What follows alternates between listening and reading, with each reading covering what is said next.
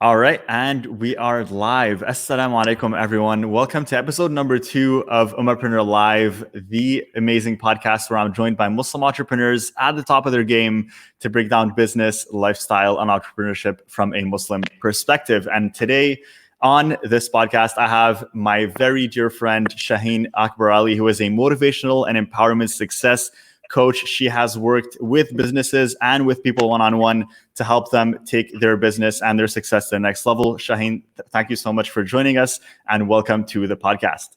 Yeah, thank you for having me. I'm excited to be a guest on your podcast. Alhamdulillah, I'm really happy that you're here and happy that you took the time to join us and to share your value with the entire audience. And as always, before we get started and we dive in, Shaheen here, she has her own coaching company. It's called Lift Me Up Coaching Collective, which I think it's an amazing name because that's exactly what she does. She lifts people up, she empowers them. And so can you tell us a little bit about the background about before you came into being this person that, you know, has this whole coaching program, this coaching business? Who was Shaheen before that, and how did she even stumble onto entrepreneurship? Yeah, interesting. We all have a backstory, right? We all started somewhere. Bismillah. So, I think for me, it started at a young age. Seeing my father, who was in the men's clothing line industry with fashion and different cloths and material. He was someone who was always, well into fashion. His style was on point, on track, and that's how we kind of all grew up. And I had that one-on-one time with him growing up, helping him through his business and like working as a student job and, learning the tricks of the trade. And I think that's what kind of sparked my interest. I think seeing my father be his own boss and, help people, even though it was with fashion, he was able to consult them. He was able to, give them what they need. And at the end of the day, that was their success story, right? Okay. They needed to have their style on point. They needed to have a specific type of look for whatever the occasion was. And, that's where it kind of all started. And he really was kind of like my backbone to spark that interest and inspire me to, reach the sky. I know it sounds cliche, but he would always encourage me, like, try it out, go do new things, see the world, and I think that's where it all started. And it's interesting because I feel like I was always blind a little bit to what my skill set was and what my offering was. Although I felt that I was always giving it to others, whether it was through my schooling and to my friends or to my extended family and consulting them, or through my community service work and working with different organizations and not-for-profit organizations, always having that moment to connect with people and really help them see their success, help them get to their success story. And I feel like once I got them to that point, the feeling that I have or had was just like unreal. You can't even explain it. And that's what kept me going on and on and on. And subhanAllah, Allah subhanahu wa ta'ala just kept on giving me those cues and those, those signs, but I just missed it, but kept on doing it. Right. If that makes sense. 100%. So yeah, I think that's where it all started because I really enjoy the company of people around me and I enjoy seeing them achieve their success. It really makes me feel whole and connected when I'm able to contribute to someone's success story. So that's where it's coming from. Wow. Okay. So, mashallah, I mean, that's an amazing backstory. And you mentioned that you kind of grew up with an influence around you of an entrepreneur, which is your father, a powerful father figure that was also in this space, was a leader in his own right. And that influenced you, mashallah, which is amazing. And it served as an inspiration. I want to dive into the Shaheen before she even thought, like, you know what, this feels great. I want to make a business out of this. What sparked? There's always kind of a moment in our life where we feel like, okay, I'm pretty good at this. I feel like this is my calling. I really enjoy it. Why don't I actually do it for a living? When was that time where you actually decided to make something out of this and really go all in? 100%. And I'm sure perhaps yourself and many others who will listen to this can relate, inshallah. Yeah. But becoming an entrepreneur is something that is like a start and stop journey until you actually get there. And I feel that I would always have these like either like side journal messages that I would put in there, my vision boards that I would pop on different pieces of, what sparked my passion and interest. I would have like 50 billion notes in my iPhone where it's saying like, yeah, this is going to be your focus. This is going to be the vision. This is what you're going to give out. Right. Right. I heard a quote somewhere. I'd pop it and just park it into a little book. So it was kind of like a plethora of different pieces that came together. Okay. And maybe about a year ago, I was laid off from my job. And that kind of gave me a little bit more of a spark to continue to discover my passion. Right. And started talking to a lot of people, and people within my community, people within my circle who I trust, who I have like a great connection in. You're able to dialogue and bounce things off of, right? Yeah. And subhanAllah, it was one of these days, and I know I also took your course, and that helped immensely as well. Alhamdulillah, happy. Out there, set me on the right track. Alhamdulillah. But I feel like when I actually found the spark, I was just really talking to a person, and I was vetting out, this motivation thing, this empowerment thing, and all of a sudden, like a ton of bricks, it just hit me, and I was like to my friend, "Wait. What am I doing?"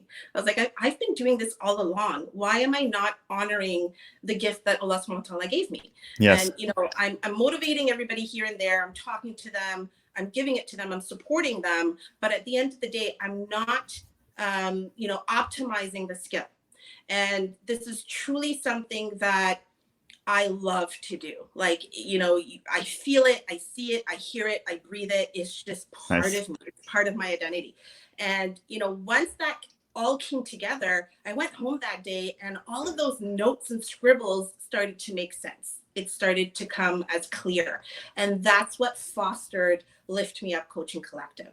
As you mentioned in the beginning, I'm all about lifting people up, and not just lifting them up temporarily, but permanently, so that they can feel that journey that I went through. Right. Mm-hmm. So I want them to get their own journey. And I think that's what really was the hook. I was like, Allah subhanahu wa ta'ala gave you the cues, gave you the triggers. You're not missing it this time. You need to just put it into fruition and get there. Beautiful. So yeah, I think that's what made it. Alhamdulillah. Alhamdulillah. That's awesome. And it's really great to hear. And there's actually something, I know we spoke earlier, and of course we're familiar with each other. You took part in my program, and yeah. Mashallah, you were one of the best students to ever go through it, and just your passion and your motivation behind what you do, like just how you go all in and how much hard work you put into everything you do is inspiring, mashallah. And I love that about you.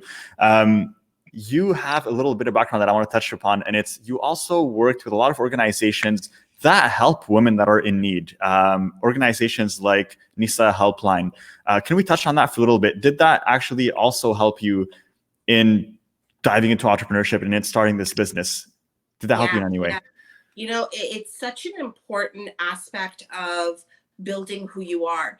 And, in terms of the community service work that I started to participate in, like Nisa Helpline, which is a helpline for women, and Being Me, which is an empowerment organization for women, I feel like that also plugged into my journey towards Lift Me Up Coaching Collective. Mm-hmm. When you're working with people, when you're supporting the people that you're working with, so even just like the volunteers themselves, and you're hearing their stories, their struggles, and then you're supporting others through the events and programs that you roll out, it truly brings it back to you, and it truly humbles yourself. Because then you're able to peel apart the layers through their stories and narratives and reflect upon them to make sense of your own, right? SubhanAllah, everyone has a story. Everyone has their struggles and challenges. And, when I see these amazing sisters go through the toughest of times and come out shining on top, to me, that's amazing. And I want to continue to evolve that and share that out with as many people as I can. It's tough out there. We all go through, different challenges, but when you hear it firsthand, when you're experiencing it through the eyes of others, it truly helps to form the building blocks of where you're heading. And, I think that's one of the important keys when you're also trying to figure out your path and trying to keep motivated. look outside, make a connection. Yeah. Right? Whether it's you're starting with your friend circle, your community, organizations that you're volunteering with, take a peek and listen to what they're saying, because that will definitely add to the clarity that you need. 100%. And one thing that I want to also dive into, working with Nisa Helpline, and it's something that I want to touch into because I think it's relevant to what we do, and then we'll dive right back to your expertise. As you mentioned, it's a helpline that really helps women that are struggling, and specifically struggling with I would say even issues that are maybe sometimes not talked about as much, things like domestic abuse and things that women normally struggle with and don't really talk about in our community. And I think it's important to bring up.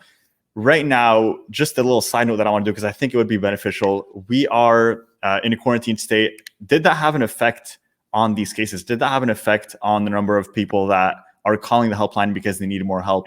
Has that caused any changes? Absolutely. It definitely strikes a chord across the board, whether it's Nisa Helpline or other organizations similar to them. Calls are coming in that's spiking up the calls. Internally, when you're dealing with your volunteers and employees of the organizations, they're feeling the brunt of it.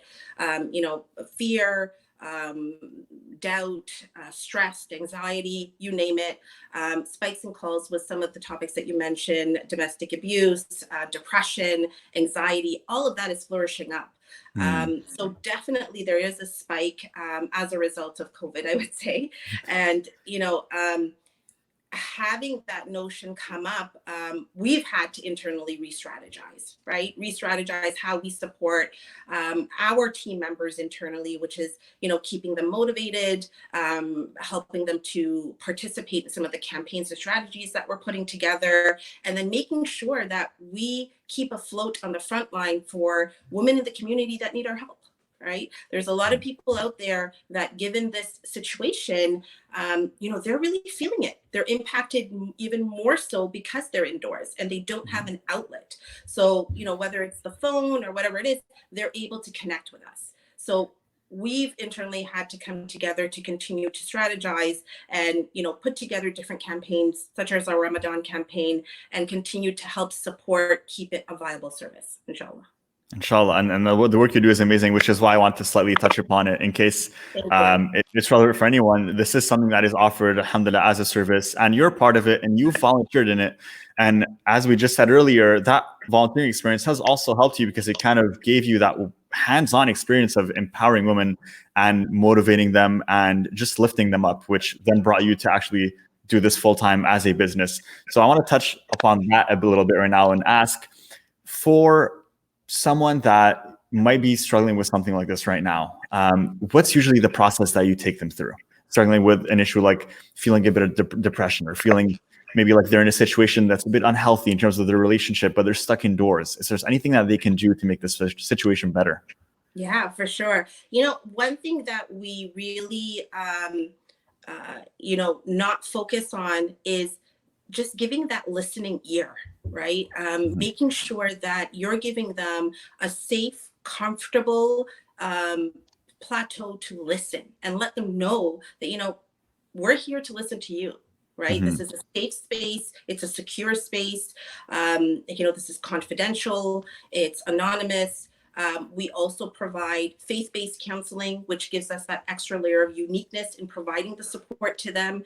Yeah. So, all of that together, I feel, forms a toolkit for reviving their hope, right? Even if they're not finding the answer 100%, at least when they're leaving this call, they're in a much better state and frame of mind, right? So, firstly, I would say listen.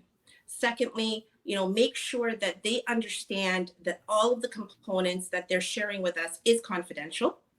And then thirdly, you want to be able to not be judgmental and critical, right? They're already going through the situation. They're already feeling the pains and the angst of what this challenge or task is bringing to them. So harping on that doesn't get them at a better state. It actually just, makes them in a lull. They just stay there, right? So, you want to come from a direction of encouragement, a direction of recognizing what they're saying, recognizing their feelings, and understanding how they're feeling, and letting them know that it's okay to feel that way. right? Mm-hmm. So those I would say are the like first few steps, and then you can get more into it in exchange of dialogue, right? So, well, with this particular aspect, have you tried breathing techniques? Have you tried different techniques to help you cope with it? As I said, we also have an element of faith-based counseling. So we're able to draw upon that and bring up different types of Islamic teachings that could be beneficial for their frame of mind and their state of mind as well. So, Mm-hmm. yeah. That's amazing, mashallah. And to touch upon that a little bit more, do you think that volunteering is an important part of building yourself as an entrepreneur, as a business person? You have a volunteering history. Do you feel like it was important in any way? I think it is pivotal to have some sort of volunteering initiative or gig that you go into, Mm-hmm. because you really need to understand the grassroots, right? You need to go in and start afresh, right? Start as any other person out there. And it's only when you're out there knowing what your community is going through, what people are going through, even if you're unable to help, having a layer of understanding and compassion towards that, I truly feel helps to build the confidence and the understanding that one would need in order to take the steps towards entrepreneurship, right? Mm-hmm. Because being an entrepreneur, I see myself as a servant leader, right? You want to be in a position where you understand the people that are working around you, you understand the people that you're working for, and you're able to take and draw from that and support them, right? So it's clearly important to understand what's happening, what's going on in your community, and I feel that volunteering is the key to that. It's the premise. When you're helping others through that journey, you're actually finding different gems to help yourself. Mm-hmm. And I think that's what allowed me largely to get to where I need to be. It's the support system, it's the experience, it's the discovery, it's, the unknown, and you're building on different types of characteristics and personalities to help you to get to where you need to be without even knowing it. So, Right. alhamdulillah, definitely. And just to kind of build upon that as well, because I think a lot of people, when they're starting off in entrepreneurship or in business, they might feel like they're in a place where, okay, I kind of have this idea. I've tried it before. I've helped my friends do it. I've helped people around me do it, but I need a bit more hands-on experience. And just like we also talk about in the program, if you have something that you want to offer, but you're not fully comfortable building a business out of it or even charging people for it yet, a great way to do it is just to offer it for free. Just work for free and help other people for the sake of serving, and you'll learn so much more about how you can serve people better, how you can really create an impactful service or an impactful business that actually transforms lives and helps people in a really impactful way. And volunteering is just an awesome gateway to that, because the volunteering organizations will find these clients for you. They'll find the people for you. They have people coming to them that need help. So you just and they're looking for people who can offer services and help them out. They're always looking for more resources. So just going in there and lending a helping hand, I think, is really an easy way to kind of get your foot in the door and start testing out, okay, how can I serve people better? And let me get to know others and what they're going through, what kind of struggles they have, and how can I hone my service and my skills to help them in the best way possible. Would you agree? Yeah, I couldn't agree more, because just to add on a little bit to that, I feel that through my own journey, I was able to optimize some of my offerings through, being me and Mr. Helpline asking me to, can you conduct this session for our team members? Mm-hmm. Are you able to participate and facilitate this session? And, overall, that's also benefiting the organization with some of the skill sets that myself and some of the others would have to contribute and share it. And it's also giving exposure, right? Mm-hmm. And a little bit of testing the waters, because, once you're starting, you have that little bit of apprehension to be like, oh, am I going to be good? How's this going to work? Yeah. So, why not try it with people that you're super comfortable with? Of course, Hamdan, definitely, I agree. And if we were to now dive into the motivational, the empowering aspect of what you do, and specifically for organizations, I have an interesting question for you. And it's that you've worked with organizations before. You've also led group coaching sessions with employees of organizations. Why is that? Why do organizations even hire you? What is it that organizations need that they're missing internally, where they have to get an outside resource to come and help out? What is it, that key piece that they're missing? What do you come in and do exactly? Great question. One thing that I've noticed in having this journey of community service work and being a volunteer is, at times, although you're working with a lot of people, at any given point, you may have a multitude, a mountain high of work to do, right? Or, although you have other people doing work, you still feel the brunt of it. You feel lonely going through this journey. You start to feel, after a few months, demotivated, and you lose that focus of why you initially started to do this work. Why am I doing this, right? And then you start to really, that actually impacts productivity. It starts to trickle down and perhaps impact the overall vision where the organization is trying to head towards, right? And that all comes in full circle. And the more you don't pay attention to fostering the personal development aspect of your team members or employees, then it's really demotivating them, and that could result into far greater impacts organizationally, and sometimes even losing key members who can benefit in the long run. And having gone through similar experiences of feeling the dips of motivation when you're working with community service work, in not-for-profit, in dawa work especially, you do feel your highs and lows, and when it's low, it's really low. And, I truly feel that, as an organization, coming in with what I have to offer really allows you to bring the why am I doing this in the first place to the forefront. And as you start to bring it to the forefront and you work with the team members for them to understand and unpeel the layers of their purpose, then at the same time, what you're doing is you're reviving the organization's vision, and you're really putting it into motion to sustain where they want to head. Right? Otherwise, it's kind of like broken all apart. One person's doing this, one person's doing that. And, as a leader, you're really trying to kind of muster everybody together to get to that vision. And it becomes very challenging. It becomes like hitting your head against a brick wall, right? We're human at the end of the day. Yes, we do this for the sake of Allah subhanahu wa ta'ala, but we feel the brunt of it.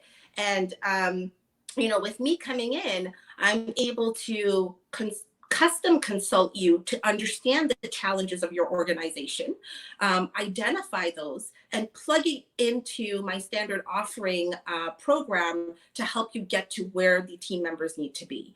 And my whole thing is coming back to the beginning, right? What was that feeling that you had entering into volunteering or participating or helping or supporting? What is your why? How did it make you feel? What was your purpose in doing it? And I feel like once you take them through these series of steps to better revisit where they started from, it truly starts to recarve out the revival of their purpose and why they're doing what they're doing. That makes sense. So you touched upon something really important here as well that I'd like to kind of peel back a little bit more, and that's do you feel that motivation, or do you think motivation and vision are closely intertwined? Do you think that when someone says, I'm not really motivated to do this anymore, I started out, I have trouble, seeing things through. Is this a vision problem? Is it a motivation problem? Is it a discipline problem? What kind of problem is that? Yeah, you mentioned a lot of good points there, and I will use the lens of my motivational background to add to it. Sure. I truly feel that yes, discipline is part of it, right? And when you are disciplined, then you're able to consistently look at what you need to do and continue to complete those steps. So I feel like 100% that's a component of it. Another aspect of it is I do feel that motivation has a large part of feeding directly into the vision.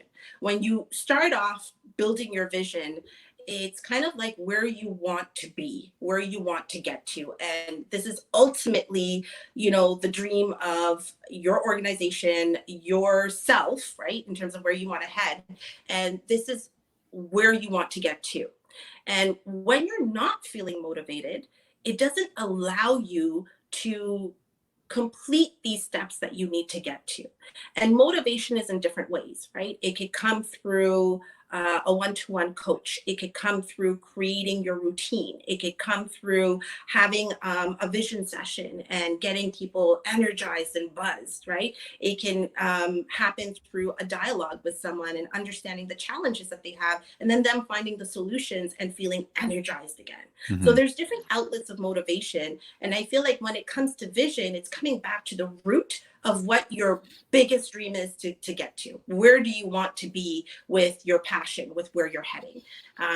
So yeah, motivation, discipline, various motivational tactics are definitely part of your vision.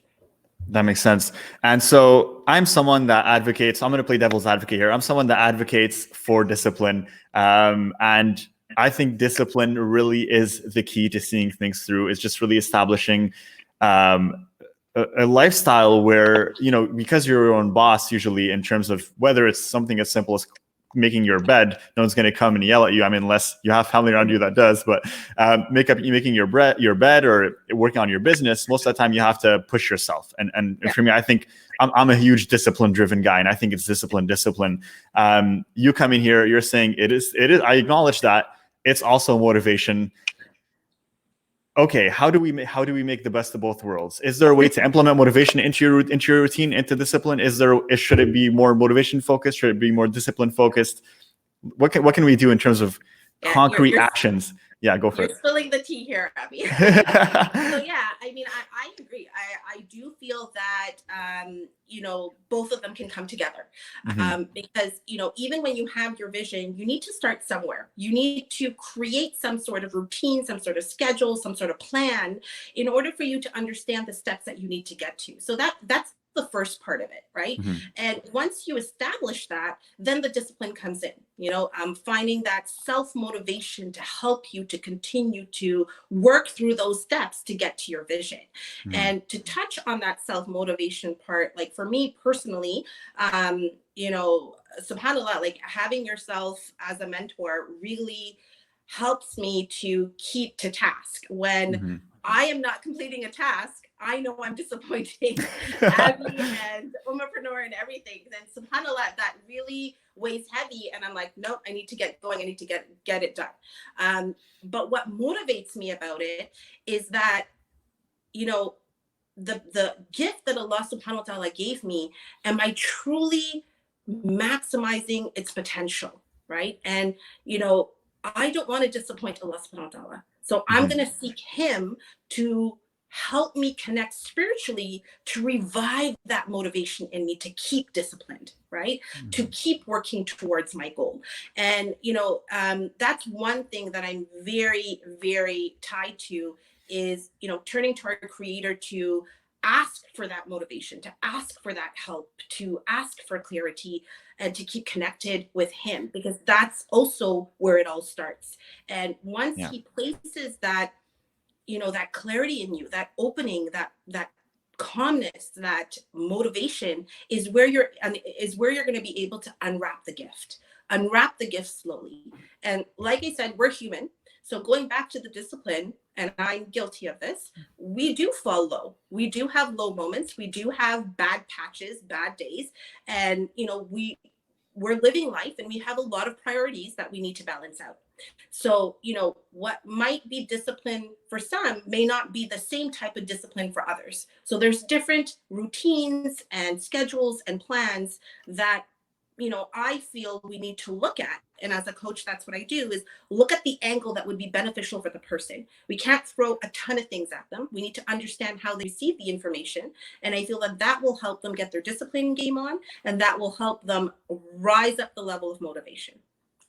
Love it. Love it. So let's do some actual tangible, implementable daily tasks that even I mean, I'm right now benefiting from this, and I want to know, what can I do? Because I sometimes wake up and I feel, again, I'm a disciplined guy, so I have a schedule, and if I don't adhere to it, I beat myself up, honestly. So, but sometimes I feel like, you know, I'd love it if it was a bit more smooth, if I could just have that intrinsic motivation, if I could kick into it. So is there something that I can do if ever I am feeling a bit low on that motivation dose? Is there something that I can do, something simple in my day to kind of revive that that energy towards what I'm working for, essentially? Absolutely. So, a few things, and for everybody it's different. So, take it with a grain of salt in terms of Sure. what you feel works for you. But I hear where you're coming from. I mean, definitely when you're disciplined and that's your process, having not being able to complete a task really weighs heavy. Right. But what I've learned through the journey of working on different projects, different events, different initiatives and campaigns, you're working on deadlines and tasks day in, day out. Sometimes everything is blending and you're like, wait, what was I supposed to do? So, I feel that when you're having these off days, a few things. One, take a step back, take a deep breath, and renew your intention. Say Bismillah, and just totally reflect and compose yourself, because sometimes you're just on that go mode, and because you're just on all the time, you're unable to really grasp the different techniques and the different things that you need to do to help yourself be actually productive, right? And actually get to where you need to be, even though you're in an off day. Once you compose yourself, go back and take a look at that list, that plan that you had for the day.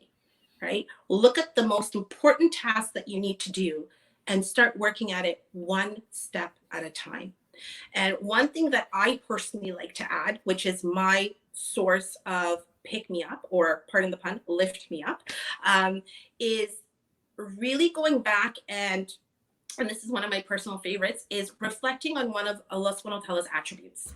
And, Google it. Maybe you have a book, whatever it is, it's on your phone, an app. Take a look at it, start to go through it. And I kid you not, every single time that I've done this, one of his attributes just resonates with me. And I just reflect upon it, continue to recite it, and it just totally calms me down and resets me to what I need to do for the day. And once I'm doing that, although it would be ideal in a perfect world to get your full day's task list done every single day on point. But realistically, it doesn't happen all the time.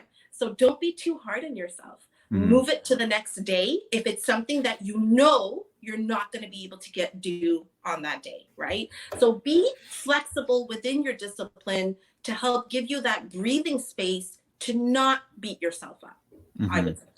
So do you think that that having a strict routine, but then also in a way where it might make you feel, like you're not doing the right thing, or make you feel bad essentially when you don't strictly adhere to it, is that actually counterproductive? It depends. It really depends. So, when you do have something that you're working towards, a little bit of pushing, and I would say and that's where it comes to accountability. And I feel like that's also kind of giving a little bit of a high five to our coaches here, because I feel like having a coach and a mentor really does help to hold that accountability for those who require that type of support and service. Having that push and that constant reminder that you need to get it done, and a system to get it done in, is definitely something that I'm an advocate for. Right. But beating yourself up personally to be like, okay, I didn't get this done. This is so crappy. I'm just I'm done. I'm done for the day. Totally messes me up. That's something that I'm not a fan of. Right. I mean, because it happens to the best of us. I've gone through it. And then what it does is it puts you off your game. It totally pushes you off. Right. So I feel that it requires a balance. Right. And there's different types of systems that work for different people. And you just need to understand as a coach and for yourself what works for you. And then look at what you need to be able to get that game on, whether that's a coach, a mentor, apps, tools, whatever it is, your spiritual connection to help you get to where you need to be. Inshallah, definitely. And you touched also about something really interesting, which is renewing your intention. Taking a step back and renewing your intention. I think that's really powerful, because we also have that in Islam as a daily practice when it comes to everything that we do. Every day before fast, we want to renew our attention that, okay, we're fasting the next day. We want every every prayer, before the prayer, we renew the intention. This is Dhuhr that I'm going to pray right now, 4 rakat, or etc. Anything that we do, we start with Bismillah, we start with the intention. And I think it's something that we usually leave out of our daily lives when it doesn't involve faith and spirituality. But you bring up a really interesting point that you should actually also implement this in your business. You should wake up and you should renew the intention of, why am I doing this? What is this for? And that kind of helps kick that motivation, those energy levels up, which is interesting. Do you think that spirituality and business have a lot in common? Do you think that we can take from Islam the things that we learn and apply them to business for a more successful entrepreneurship lifestyle? Yeah, for sure. I mean, if we look at our Islamic history and learn from the best of the best, I mean, Khadija herself, she was such a powerful businesswoman, right? And if we reflect upon all the resources that she had at a time where probably, you know, wasn't such a viable option to be a businesswoman or a business person, you know, we can draw a lot from there. And she was very successful. You know, a lot of the companions and the Sahabas, they were very successful. And, you know, our religion does teach us how to do business, right? Definitely, we do want to be profitable, and we want to, you know, provide support with our skill sets that we have. And I feel that our religion does lend itself to helping us to support where we need to grasp, right? Whether it's that spiritual connection, whether it's through dua and salah, whether it's renewing your intention, whether it's understanding the dynamics of doing business. Like, we have all of the components there to marry that together and have that connection. I do feel that you know, a large portion of the motivational aspect for myself personally, and for my clients that I work with, do stem on that connection spiritually as well. You know, without that connection, I personally feel that you're just like, you become lost, right? And through Allah subhanahu wa ta'ala's guidance, you're able to gain more momentum, more clarity, more vision, and continue to work, you know, at where you need to be. 100%. It's also something that we talked about a lot in the program that when we worked together, which is how to connect spirituality and faith to what we do every day. And there's lots of different ways to do it. I think what you brought up, which is renewing your attention, is an extremely powerful way, mashallah. So I'm really impressed by that. And it's something that also is a reminder for me, because I often forget and I just want to go every day and kind of, you know, like pretty much just knock on the door constantly and do all the work that I can do. But I sometimes forget to take a step back, as you mentioned, and remember the why. And that is really, I think, the most important aspect, as you mentioned, because when you remember why you're working out something, when you remember the reason why you started in the first place, it helps you keep going when times get rough. It helps you keep going when, you know, you might be facing struggle, you might be facing hardship. And you mentioned something in the beginning of this podcast, and it's that you started this business when you got laid off, or when you stopped working at your old job. And so a door closed for you, but then a new opportunity opened and you realized that there was more that you could do with this new opportunity.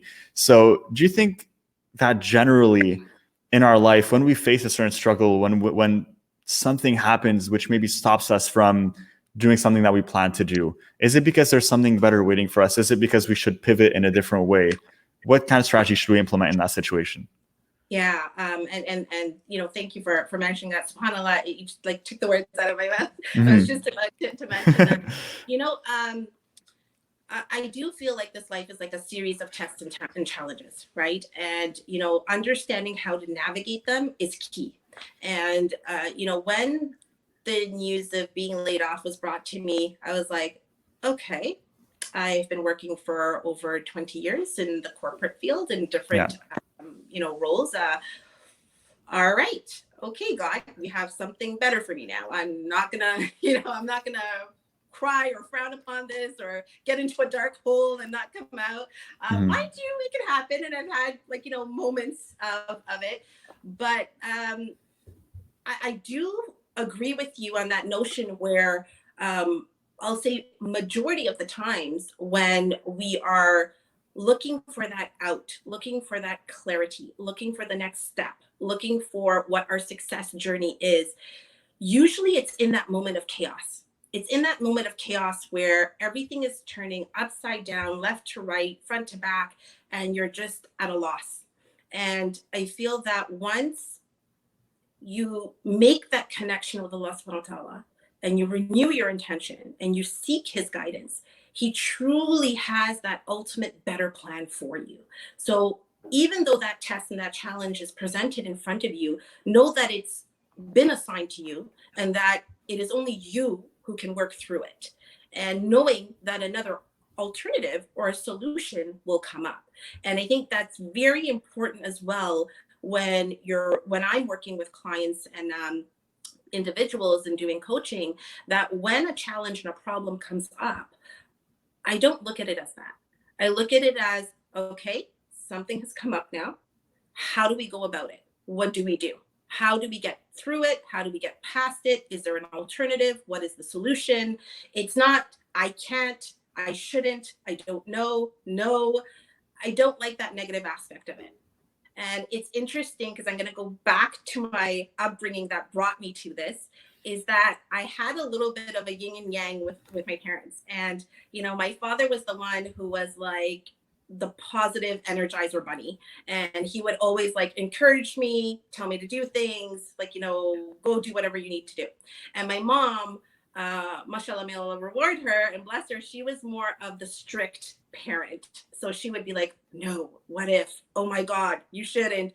Although she still encouraged me in her way, it was like a little bit of that. And I think through that experience, I've always worked and pushed the boundaries to be like, I'm going to do this. I need to do this. So I think this is what led me to this part here, which I'm sharing with you guys, that when a challenge and a problem is presented, don't look at it as that. Look at it as, okay, this is a challenge. This is a test. Allah subhanahu wa ta'ala brought it to me. What do I need to do now with this?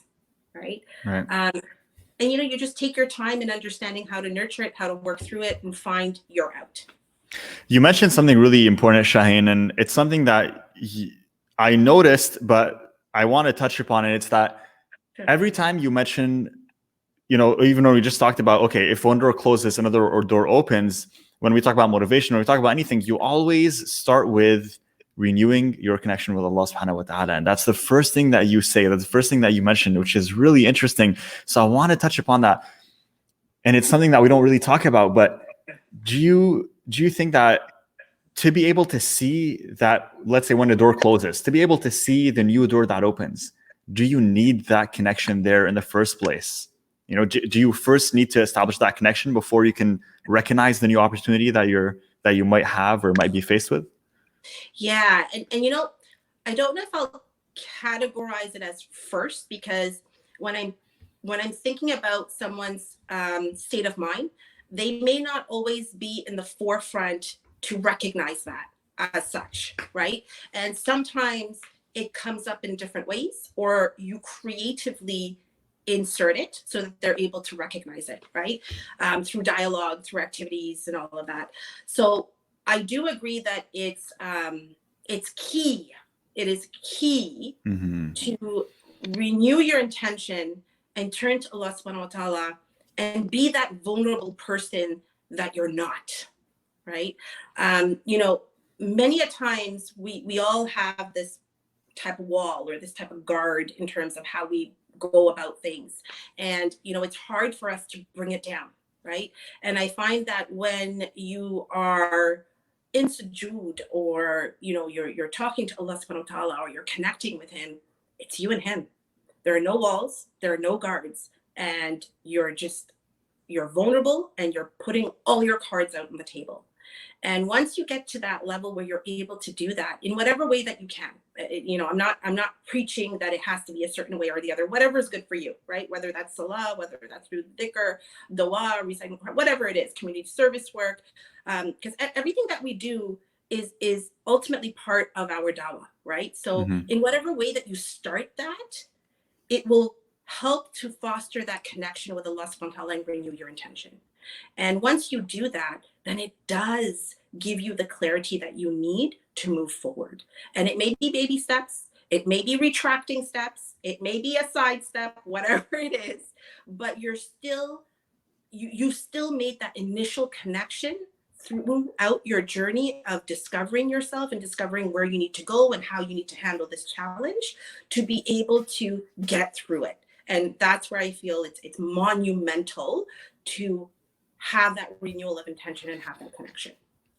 I completely agree. And it's something that I personally experienced when I was facing my own struggles in my business. And even before I started this entire business, I was running my digital marketing agency. Alhamdulillah, we were doing extremely well. And I was at a point where it was, okay, like, where do I take this? Do I start hiring a bunch of employees? Do I start another side business? What kind of direction do I want my life to go? It was this question that was really tearing me apart from the inside, because I wanted to make sure that whatever I started, whatever I did at that point in my life was something that I would love doing for the rest of my life, that I would be fully committed. And subhanAllah, during that time, I also was able to take a little break. My business was going well, and just kind of take that time to reconnect with Allah subhanahu wa ta'ala. And it's only then that I was able to really get inspired and think, you know what?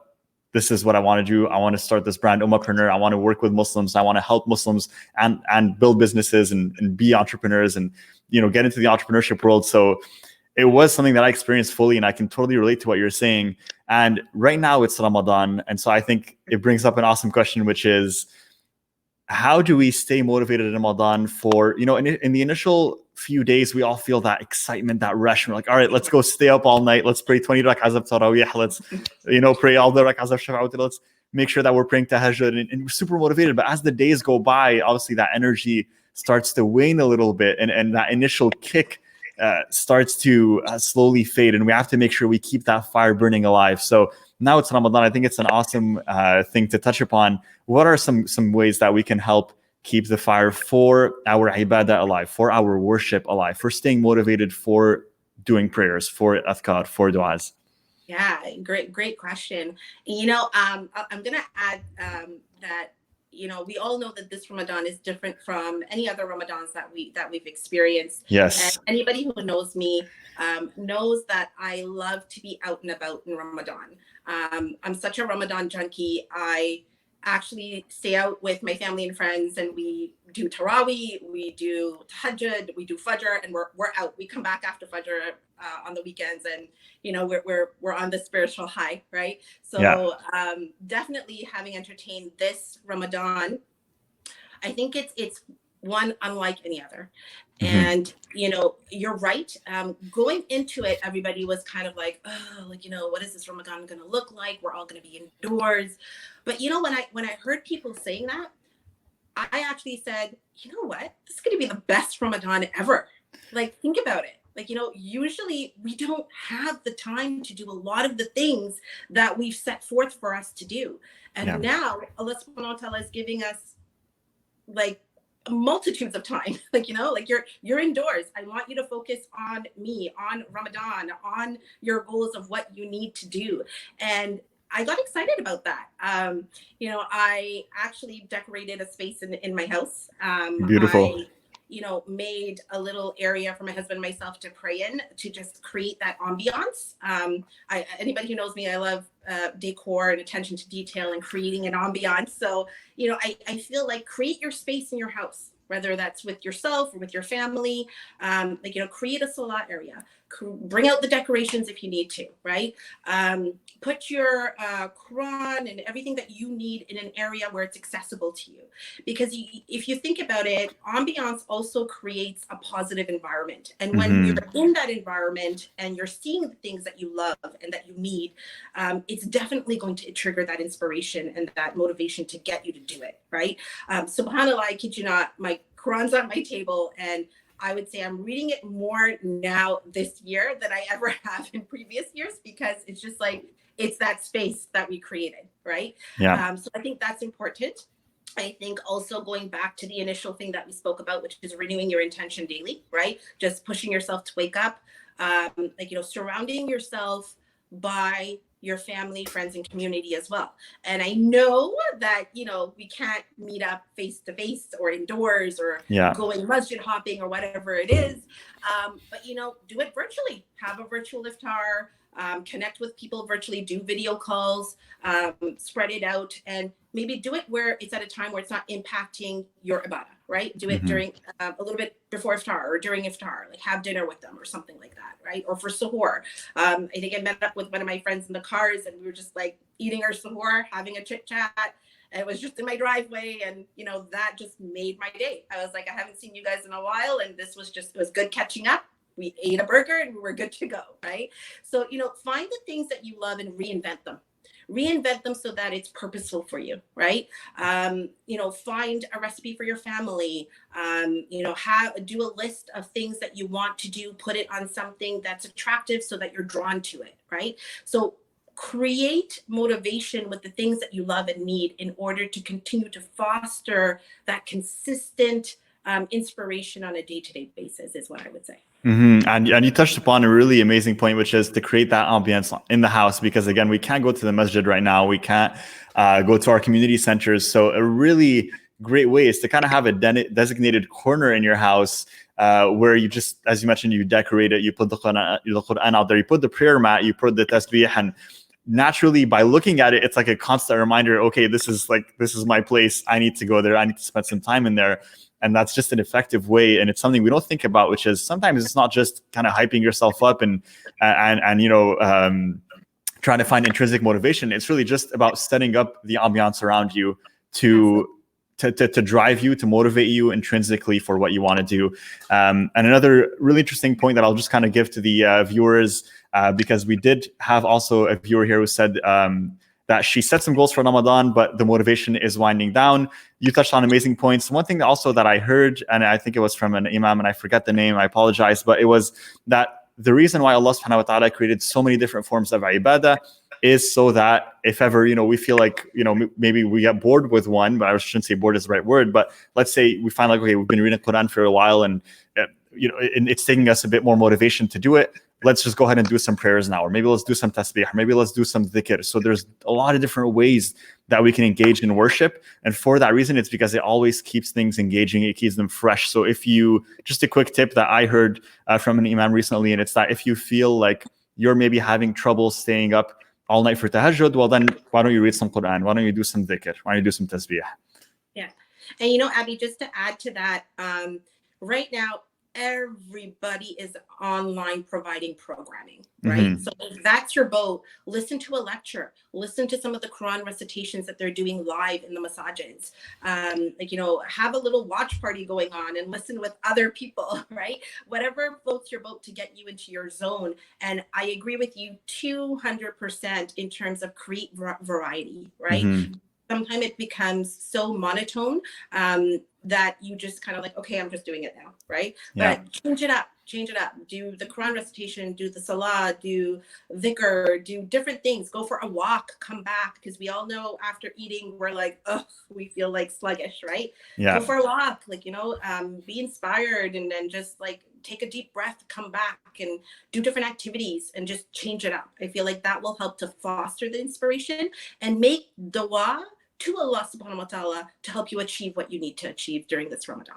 Inshallah, definitely. And so, Shaheen, now I'm going to give you 3 questions. And these are 3 questions that I give to every single guest that comes on. And it's to put you on the spot, but it's fun. And inshallah, it's going to be beneficial for all the audience. So we're going to do that before we dive into some audience Q&A. And again, I just want to thank you so much for sharing all of your knowledge and value openly on this live. I'm sure all the audience benefited. I got immense value as well. So thank you so much. Jazakallah khair, Shaheen. It's been amazing so far. Of course, it's a pleasure. So guys, if you have questions for Shaheen, our motivational and empowerment success coach right here on the podcast, drop them in the comments below this live. And I'm going to ask her all your questions and make sure that you get the most amazing answers possible. So before we do that, guys, drop the questions in the comments. I'm going to ask Shaheen a few questions of my own. So Shaheen, number 1, what's the biggest challenge you had to overcome in your business? So in terms of building this business right now, of being this motivational and empowerment success coach, what was your biggest challenge in building this business? And how did you overcome it? Go for it. Yeah. Myself. In what way? Yeah. I think when you're in that headspace of wanting to create a business, you're constantly doubting and struggling and re-strategizing and rethinking and overthinking everything that you need to do. And, is it enough? Is it perfect? Do I need to tweak it? Okay, I'm going to wait another 3 months. I'm going to wait another 6 months. And it just keeps on becoming a vicious cycle. So it was actually a battle with myself. And I think having been dealt with a set of cards where it totally changed my lifestyle, I was like, no, man, I need to get this straightened out and like push forward. And, mashallah, I will say this, Abby, like, Ummahpreneur came into my life. And I think that also really complemented where I needed to be. It's comfortable when you're the coach and you're being a coach for someone else and you're being a mentor for someone else. But when it's for yourself, you become all thumbs and you just don't know what to do. Although you have the skill set, you have the ability, it's like you're a newborn baby. You're like, okay, what step do I need to take? Am I going to do this? I need to do this. So you kind of need your cheer squad. You need you need a mentor to kind of set you straight and keep you to task.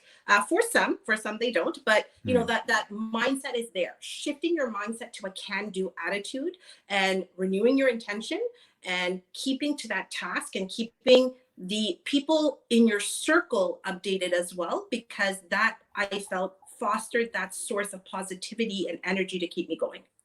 Awesome. And again, you touched on a great point, and it was, again, a pleasure to be able to have you in our group. And it's that obviously it helps a lot when it comes to transforming, to have other people that are rooting for you and that are supporting you through the journey, right? So if ever you're facing a challenge like that, I mean, just a surefire way is, hey, get a support system, get some people around you that are going to cheer you on and that know exactly where you want to be and kind of help you get there, inshallah. So awesome. I love the answer, mashallah. And I think it's something a lot of people need to realize. Sometimes you're trying to achieve something, you're trying to build a business, you're trying to start something in your life.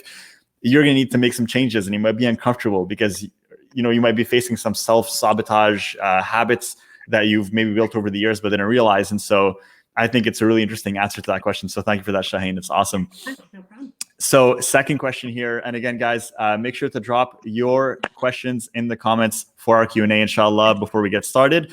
So what's the greatest lesson you've learned from being an entrepreneur so far? So what's that biggest lesson that before being an entrepreneur, you didn't really realize as much, or it didn't come to your mind? What have you learned from being this business person that you are right now? To just start, to keep it very simple. Love it. Very simple. 50 billion things are running in my head right now to share, but really it's just starting. I think once you start, you gain that momentum, you gain, the positive vibes and energy that you need to continue to foster and nurture that aspiration of moving forward. I think before you get there, it's just that constant block. Right? I can't, I don't want to do it. I'm not going to put myself out there. But once you do it, I feel it gets you into that headspace and that mind frame of being comfortable with what you have to offer. And, reminding yourself that Allah subhanahu wa ta'ala gave you this gift.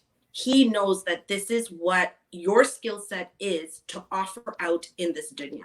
And if the best of the best has aligned this to me, then he knows my abilities and he knows my offering and how I can share that with the world.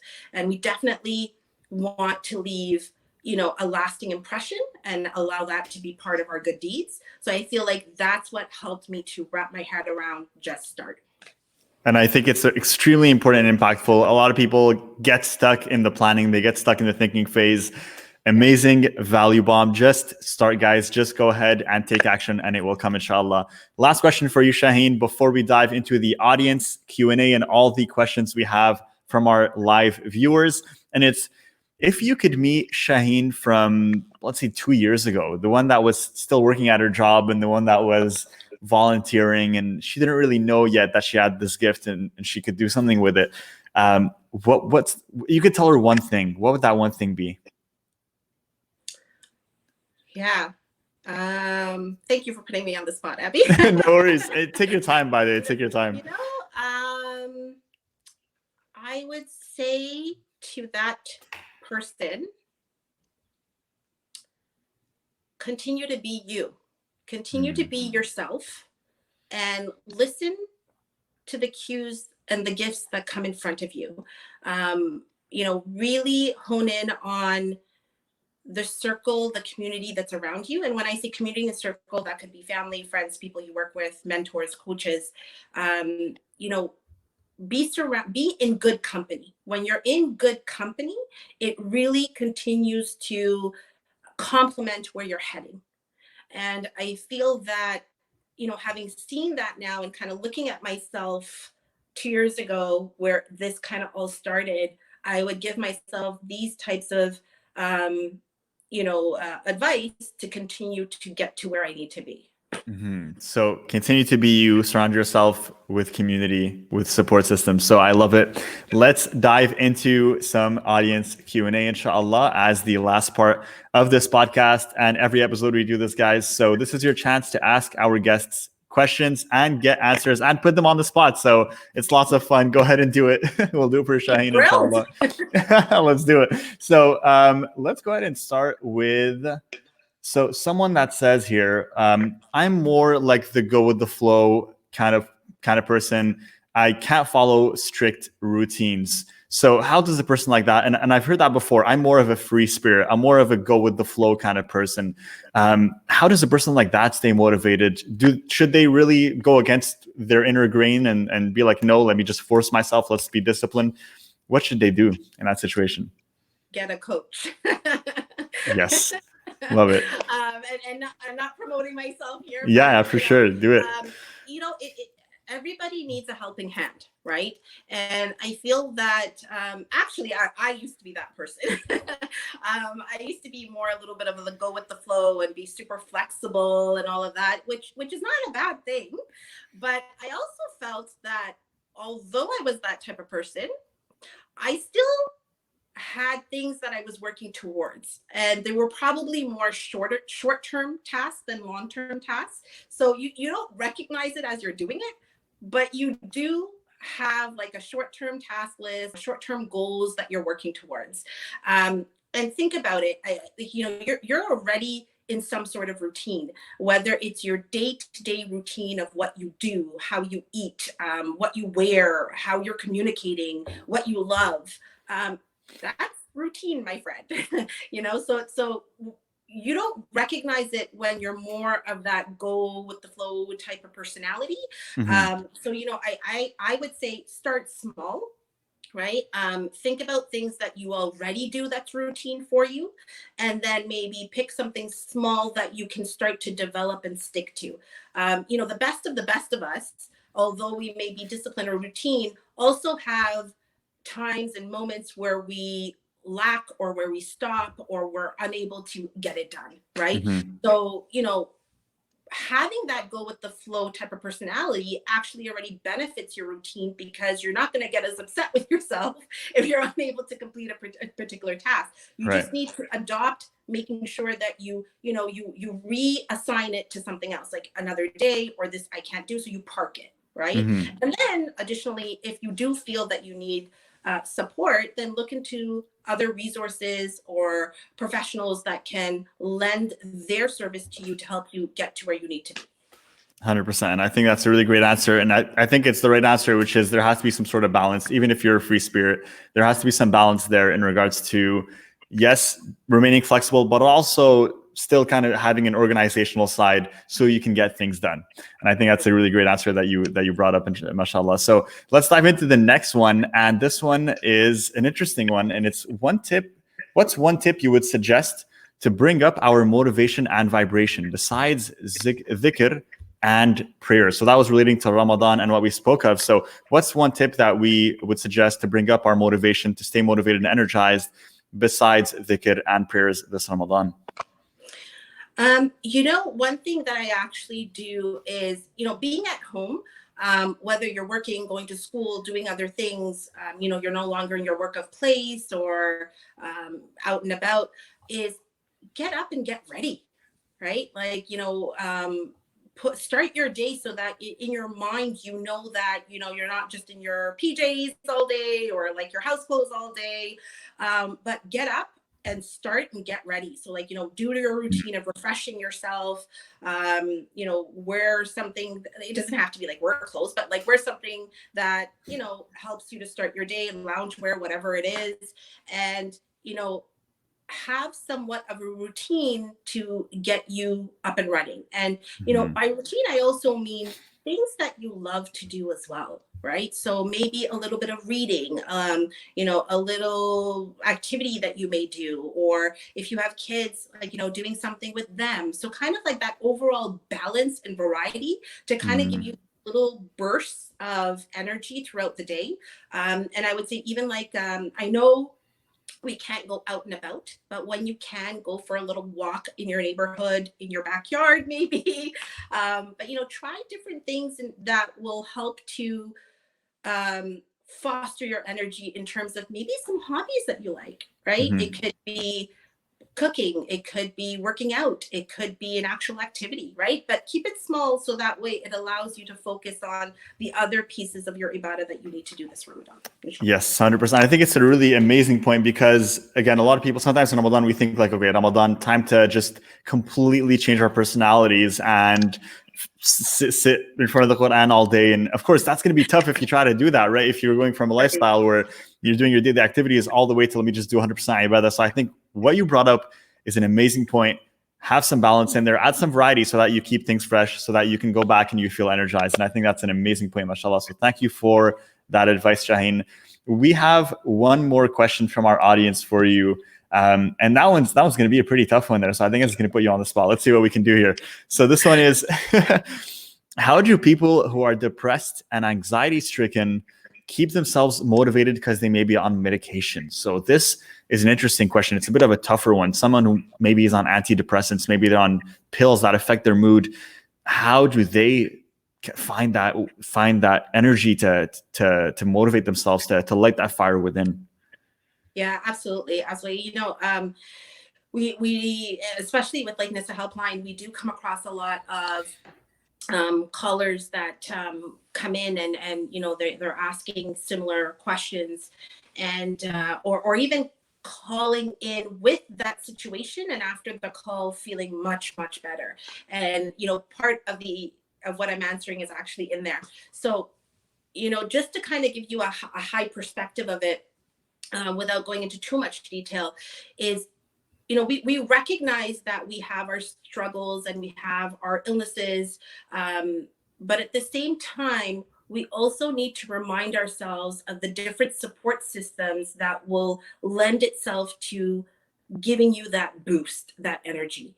And that can come in different forms. And I know at times that may be a struggle with yourself, in terms of getting to that help, right? Mm-hmm. And it may be professional help, whether that is in person or on the phone or a video session. It may be talking to someone that you're extremely comfortable with, whether it's a family member or a friend or a group that you're inspired by or that you're connected to.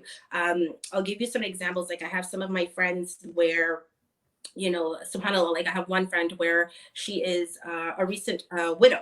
And subhanAllah, Ramadan for her this year is a roller coaster.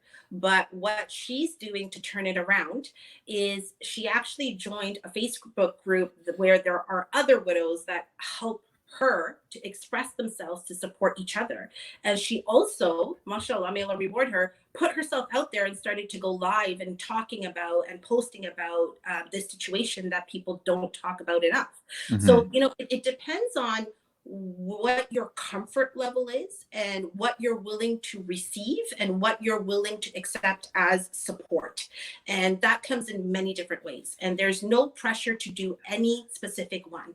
It really is just trying. Just give it a try, mm-hmm. right? And that's where I feel we can be very laxed about, is that, we don't add the pressure to actually push someone to do it. Just take a step back and really think about how you feel you can receive that help and try it out. And if it doesn't work, don't despair, try another option out, right? Mm-hmm. Join a community where you're comfortable with, that help you to get to where you need to be. And I think that's a very effective answer. And it's when you're in that situation, a lot of times that getting support, getting help is stigmatized, right? Like there's a certain stigma around it, around mental health issues and around just being open about it and really seeking help for it. and not feeling like you're a lesser person for having this problem. I think all of us go through these types of issues in some shape or form, and it's important to acknowledge them and to seek the right support. So I think Shaheen here brings up a very important point, and it's if you actually are in a situation like this, there's some mental health issues that you might be struggling with, you need support, get your help, inshallah. And that's the first step. And then the rest will come, inshallah. So I think that's an amazing answer, Shaheen. Thank you so much for sharing all this value with our audience today and for joining us on this podcast. It's honestly been amazing. It's been a wonderful time. We've had so much value from having you on, alhamdulillah. And so we're going to end this podcast and just let the audience know, inshallah, guys, this takes place usually on Tuesdays every week and live inside of this group. I'll bring on guests just like Shaheen here, who are amazing in their own fields and pioneers and really experts in what they do, inshallah, to help you guys and bring you value. So make sure you tune in every Tuesday and join us for the live Q&A inside of our group so you can ask them questions and put them on the spot like we did today with Shaheen. But she came back with amazing questions. So you can definitely tell, mashallah, she's really amazing at what she does. So let's go ahead and end this podcast here. Again, thank you so much for joining, everyone. And thank you, Shaheen, for joining us today. No problem. Jazakallah khair, and the pleasure was all mine, and I can't wait for next Tuesday. Inshallah, definitely. Take care. Assalamu alaikum. Wa alaikum salam.